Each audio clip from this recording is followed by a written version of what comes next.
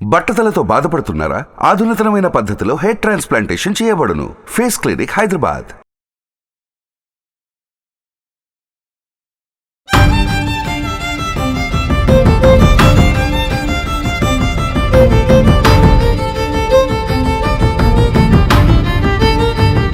మీరైతే న్యాయం చేస్తారు, మీ పైన మాకు నమ్మకం ఉంది అని చెప్పి ఎంతో మంది వస్తున్నారు. ఒంటి మీద ఏ బట్టలు లేకుండా బెల్ట్తో ఇష్టం వచ్చినట్టు కరెక్ట్గా 100 దెబ్బలు లెక్క పెట్టి కొట్టిండు మేడం. ప్రేమ ఎక్కువ అయిపోయి పిచ్చిలేసి కొట్టిండు అనుకున్నావా? పొడిపించుకోవడం కాదు, కోపిచ్చుకుంది. నిన్ను పెళ్లి చేసుకున్న నీ భర్తకి ఇదంతా జరిగింది ఇంతకు ముందు అని తెలుసా? నేను తిన్న ఇస్తరాకు నువ్వు ఎట్లా తింటావు ఫోటోలు బ్లాక్మెయిల్ చేసిండు. ఇలాంటి క్యారెక్టర్ని చూస్తే భయపడి పారిపోవాలనిపిస్తుంది. నువ్వేంటమ్మా పులి బోనులోకి కాదు పులి నోట్లోకి వెళ్ళావు. పులేంటమ్మా, గాడిది. నువ్వు వెళ్ళి ఉంటే ఆయన భార్య ఒప్పుకుంటుందా? కాలు కూడా పట్టుకుంది అమ్మ, వాళ్ళ అమ్మ వచ్చినాక 4 ప్రెగ్నెన్సీ తీసిండు మేడం. అసలు ఈవే మనిషేనా?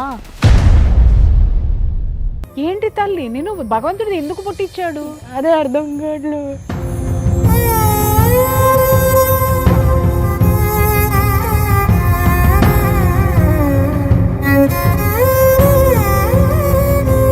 పడుకుంటాను నేను ఇట్లే దండగాలు కట్టుకుంటూ ఉంటాను, ఎవడేం పీక్కుంటాడో పీక్కు అని జిప్పు తీసి మరీ చూపిస్తున్నాను.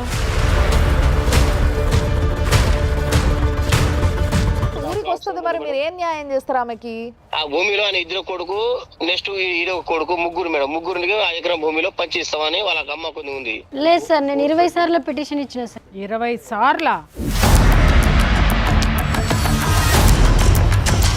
మనం మర్చిపోతున్నాం కాబట్టే ఇట్లాంటి కేసులు ఎన్నెన్నో అయి కూర్చుంటున్నాయి. సుమన్ టీవీ ప్రేక్షకులకి నమస్తే. ఈరోజు లైఫ్ జర్నీ. ఈ లైఫ్ జర్నీలో ఎంతెంతోమంది మా ఆఫీస్ దగ్గరకు వచ్చి వెయిట్ చేస్తున్నారు, ఫోన్లు చేస్తున్నారు, మెసేజ్లు చేస్తున్నారు. మాకు ఈ బాధ ఉంది, మా బాధను మేము చెప్పుకోవాలనుకుంటున్నాము, మీరైతే న్యాయం చేస్తారు, మీ పైన మాకు నమ్మకం ఉంది అని చెప్పి ఎంతోమంది వస్తున్నారు. అందులో ఇవాళ ఒక ఆడబిడ్డ వచ్చింది. చూస్తేనే పరిస్థితి అర్థమవుతుంది ఆమెది.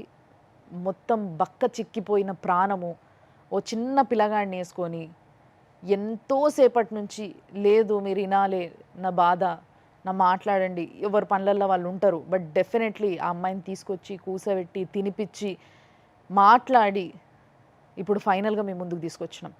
తప్పు 2 వైపులా ఎప్పుడూ ఉంటుంది. డెఫినెట్గా మన దగ్గరకు వచ్చిన వాళ్ళందరికీ తప్పు లేకుండానే ఉండదు, కానీ ఏదో మంచి జరుగుతుంది అని ఒక స్టెప్ వేస్తాం చూసినరా మనము.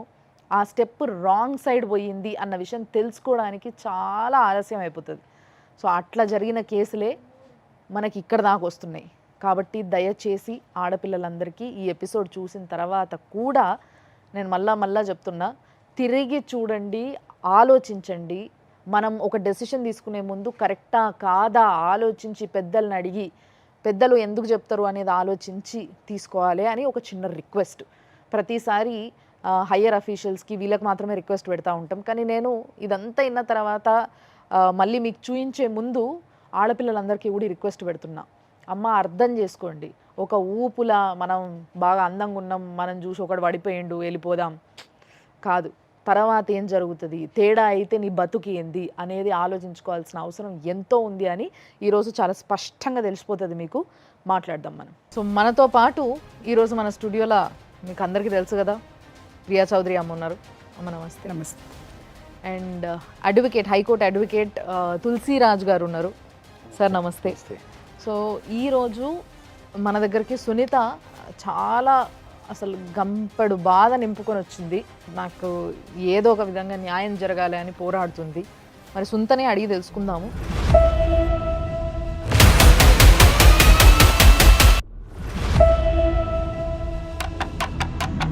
సుంత చెప్పు, ఏంది అసలు, ఎట్లా స్టార్ట్ అయింది? 2014లో నాకు హార్ట్ సర్జరీ అయింది మేడం. అప్పుడు ఇంటికాడ రెస్ట్ కోసం అని ఉన్నాను. అప్పుడు కనెక్ట్ అయ్యిండు. ఎవరమ్మా? భాస్కర్ అనే వ్యక్తి. ఏం చేస్తాడు? మేస్త్రి. మీ ఊరు ఎక్కడ?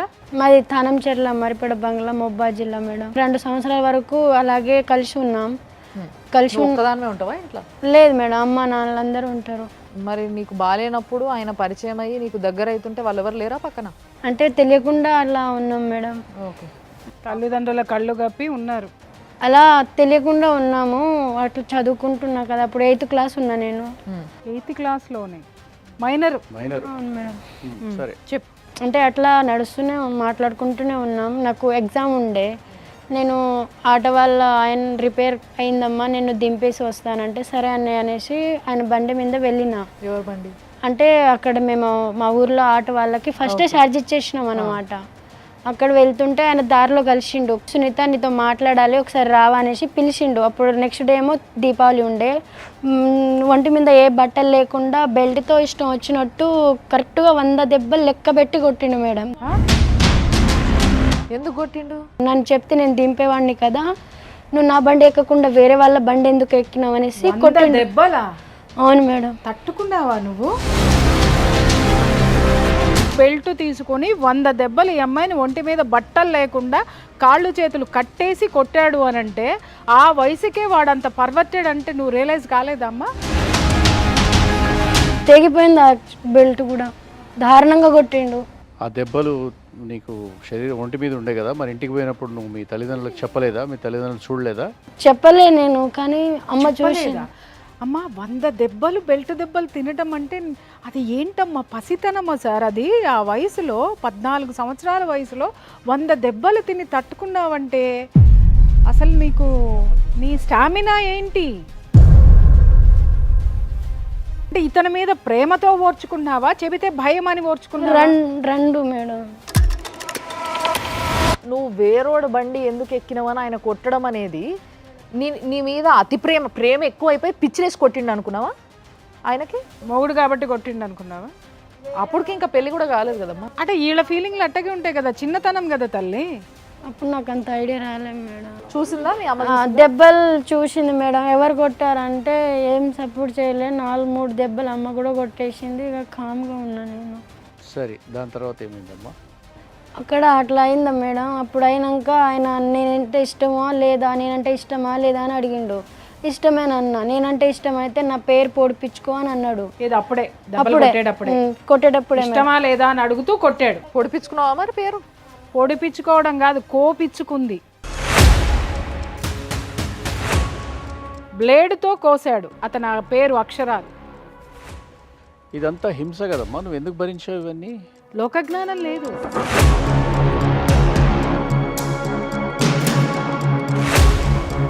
మరి ఆయనకు కూడా నువ్వు అంటే తెగ ప్రేమ ఉన్నది కదా, 100 దెబ్బలు కొట్టేంత ప్రేమ. మరి ఆయనను కూడా నీ పేరు కోసుకోమనొద్దు. రాసుకున్నాడు మేడం. ఏడా? ఇక్కడ గుండె మీద రాపించుకోవచ్చు. ఇట్లా పచ్చబొట్ట? పచ్చబొట్టు. ఆయన పచ్చబొట్ట వేయించుకుంటాడు సేఫ్గా వెళ్ళి, నీకేమో సెప్టిక్ అయ్యేలాగా చాకుతోని బ్లేడ్తోని గీసేస్తాడా? ఇట్లా తెలిసింది. మా తమ్ముడు ఒక 2 రోజుల వరకు నేను దాచిన తర్వాత తమ్ముడు తెలిసింది. ఏంటక్క ఏంటంటే ఇక అమ్మోళ్ళకి వాళ్ళు భయానికి కొట్టిండ్రు. అట్లా భయపడి నేను చెప్పేసిన. ఈయన పేరు రాసినాక అయితే ఊరోళ్ళందరూ దగ్గర అయినరు. నా కూతురు లైఫ్ నాశనం చేసినావు, ఏంటి నా కూతురు పరిస్థితి అని పిలిపిస్తే ఏం చేసుకుంటారో చేసుకోండి, కేసు పెడితే పెట్టుకోండి, ఏం చేస్తారో చేసుకోండి అని చెప్తే కేసు పెట్టిన మేడం. కేసు పెడితే ఊరు పెద్ద మనుషులు ఏం చేసిండ్రంటే ఇట్లా కరెక్ట్ కాదు అనేసి జైలు చేద్దాము లేదంటే ఏదైనా నష్టపరిహారం వేద్దాం అనేసి వేసిండ్రు మేడం. 1 లక్ష రూపాయలు దండగా వేసిండ్రు. 1 లక్ష రూపాయలు దండగా వేసిండ్రాక ఆయనకి నాకే మీ కుల పంచాయతీ కుల పంచాయతీ జరిగింది మేడం. ఫైన్ వేసినాక ఇక ఆయనకి వేరే సంబంధం చూసేసిండ్రు, నాకు వేరే సంబంధం చూసేసిండ్రు. నా పెళ్ళయింది, ఆయన పెళ్ళయింది. జూన్ 1కి ఆయనకైంది, జూన్ 3కి నాకైంది 2016లో. అయినాక ఆయన మంచిగానే ఉన్నాడు. ఆయన పెళ్ళి ఆయన చేసుకున్న ఆయన బాగున్నాడు.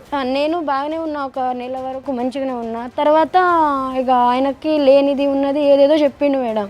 నేను తిన్న ఇస్తరాకు నువ్వు ఎట్లా తింటావు, నేను చేసిన అమ్మాయికి నువ్వు ఎట్లా చేస్తావు అనేసి నీ భర్తకు నేర్పించాడు. అట్లా చెప్పిండు. ఆయనకి కళ్ళు తాగిన దగ్గర ఏదో అక్కడ పరిచయం అయ్యి అట్లా చెప్పిండు.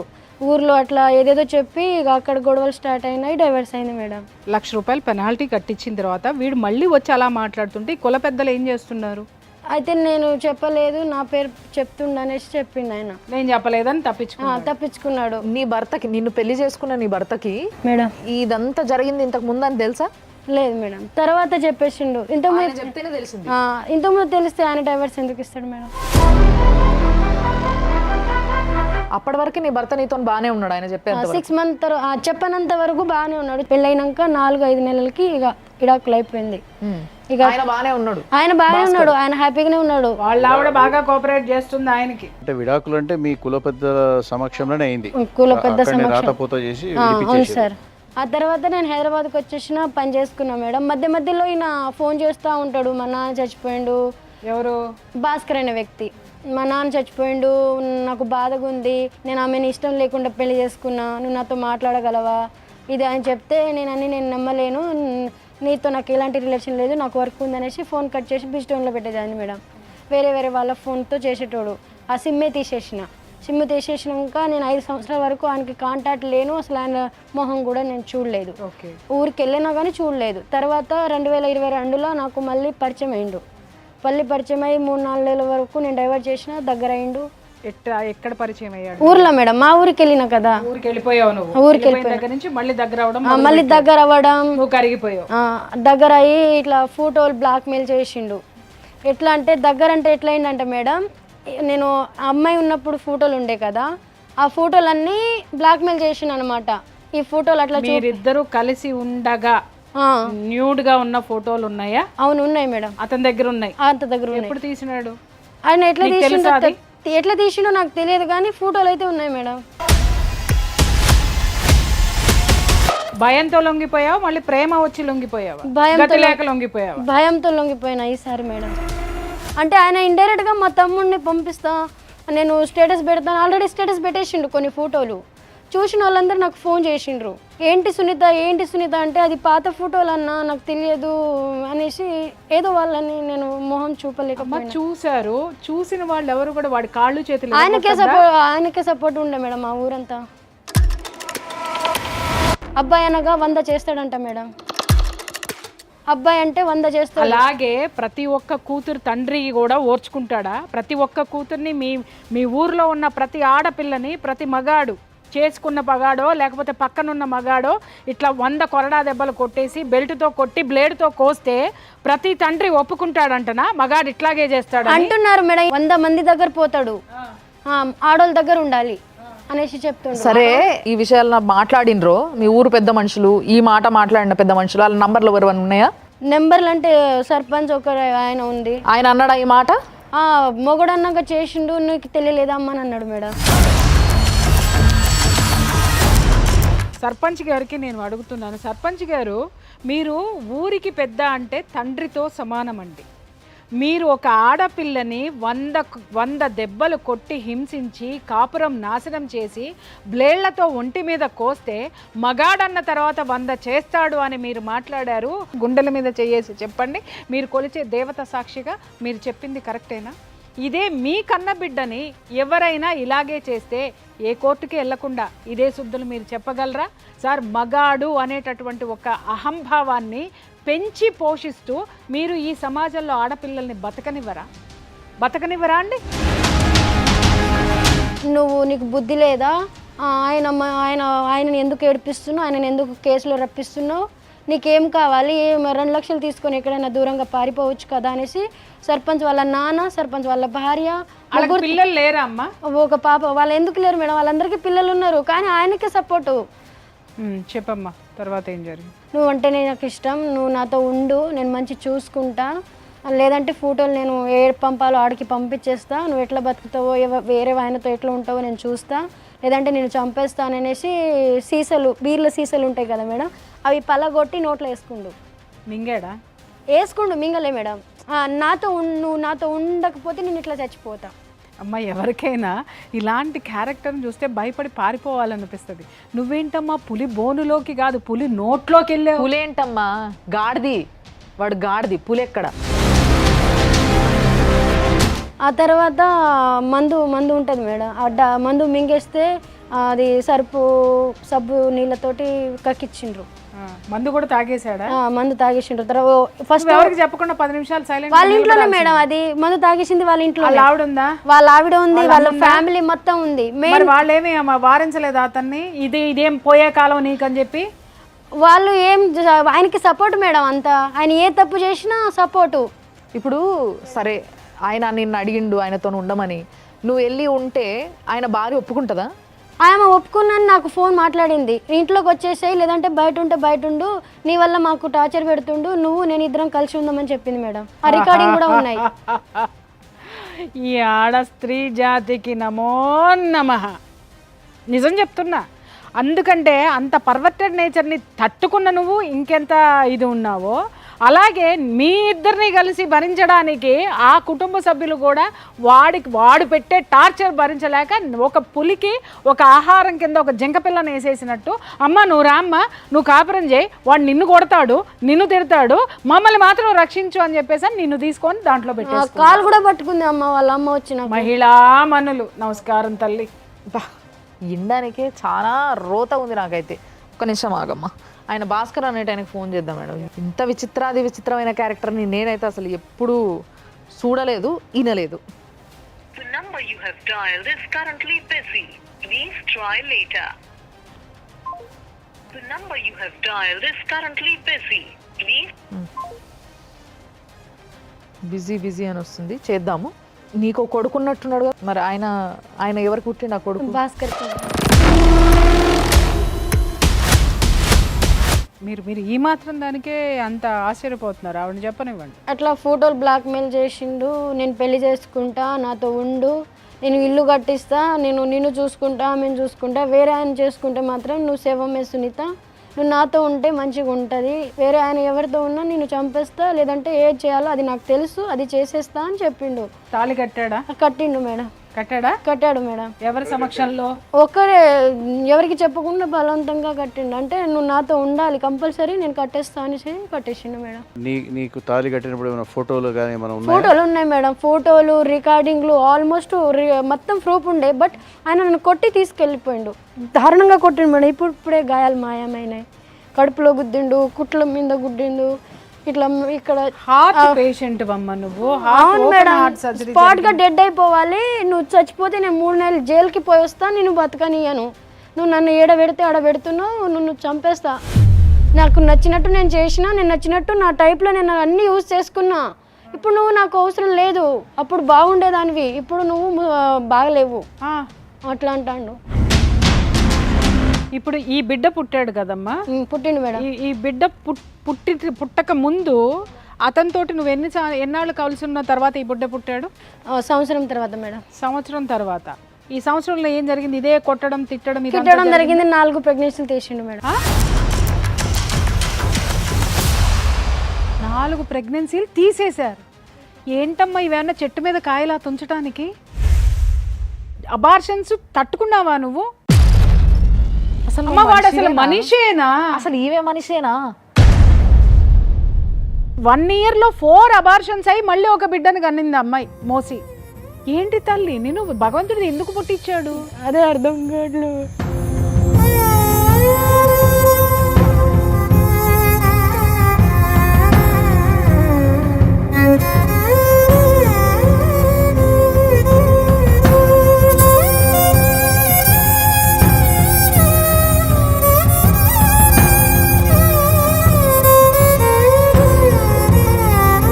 ఆ దరిద్రుడు ఎవరైతే ఉన్నారో, ఆ మహాత్ముడు ఎవడైతే ఉన్నాడో వాడిని ప్రపంచానికి చూపించాలి.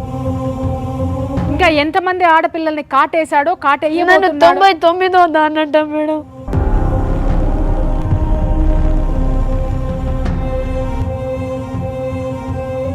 శిశుపాలుడు లెక్క సరిపోయిందమ్మా. 99వ దానివి. నేను పడుకుంటాను, నేను ఇట్లే దండగాలు కట్టుకుంటూ ఉంటాను, ఎవడేం పీక్కుంటాడో పీక్కో అని జిప్పు తీసి మరీ చూపిస్తుండ.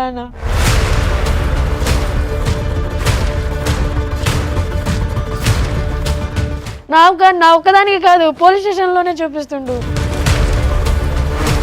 అసలు ఆ పోలీసులే కాదు మేడం, వాళ్ళని జాబ్ ఇచ్చింది ఎవరో కూడా అర్థమవుతలేదు. నాకే కాదు, అక్కడ వెళ్ళిన ఏ కేసు వెళ్ళినా అసలు ఏం లేదు. పోలీస్ స్టేషన్ అది? మరిపడ పోలీస్ స్టేషన్.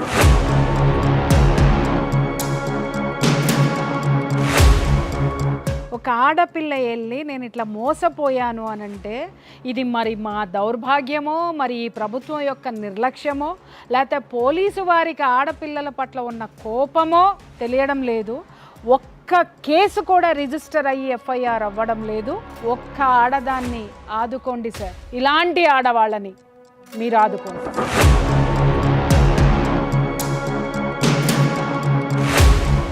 ఇంకొక విషయం ఏంటంటే ఆడపిల్లలకి నేను ఈ కెమెరా సాక్షిగా చెప్తున్నాను, సుమన్ టీవీ సాక్షిగా చెప్తున్నాను, చిన్న పిల్లలు మీరు ఎవరు ఏది చెబితే ఆకర్షణలకి లోను కాకండి. ఇలాంటి జీవితాలు కొన్ని వందలు వేలు చూశానమ్మా నేను.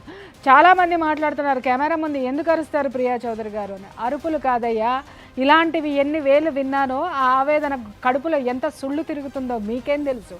ఎప్పుడైనా గుర్తుపెట్టుకోండి, తల్లిదండ్రులకు మించినటువంటి సపోర్ట్ ఈ ప్రపంచంలో ఇస్తే భర్త ఇస్తాడు మంచివాడైతే, లేదా ఎవ్వరూ ఇవ్వరు. తల్లిదండ్రుల్ని కాదని చేస్తే ఈ అమ్మాయి వాళ్ళ రోడ్డు మీద అడుక్కుని బిడ్డని పోషిస్తుంది. ఇలాంటి పరిస్థితులు ఆడపిల్లలకు వస్తున్నాయి. ఎంతమంది ఉన్నారు వ్యభిచారం చేసుకుని బ్రతుకుతున్నారు గతిలేక. ఇలాంటి స్థితి జోలికి పోకండమ్మా. అలాగే మిస్టర్ భాస్కర్, నీ యొక్క దాష్టీకము, నువ్వు లంచాలు ఎన్నాళ్ళని ఇస్తావో ఇవ్వు పోలీసులకి, కానీ ప్రకృతి అనేది ఒకటి ఉంటుంది. అలాగే నీకు ఏదో ఒక రోజున నువ్వు కనీసం అరిస్తే నోట్లో నీళ్లు పోసేటటువంటి సిచ్యువేషన్ లేనటువంటి స్థితిని ఒక ఆడదాని ఉసురుని ఎదుర్కొంటావు అనేది మాత్రం నేను ఈ కెమెరా సాక్షిగా మాత్రం చెప్తున్నాను. దయచేసి నీ బిడ్డని, నీ భార్య, ఆమె కూడా తాళి కట్టావు, నీ భార్య ఏలుకోకపోయినా సరే హింసించటం మానే. ఆమెకి రావాల్సింది కనీసం ఒక షెల్టర్ ఏర్పాటు చేయి. నువ్వన్నావు చూసావా 1,00,000 రూపాయలకి వడ్డీ ఇది అని. ప్రకృతి కూడా నువ్వు చేసిన 1,00,000 తప్పులకి వడ్డీతో సహా తిరిగి నీకు ఇస్తుంది బిడ్డ, గుర్తుపెట్టుకో. సుమన్ టీవీలో మీ పర్సనల్ అండ్ బిజినెస్ ప్రమోషన్స్ కోసం కింది నెంబర్కి కాంటాక్ట్ చేయండి.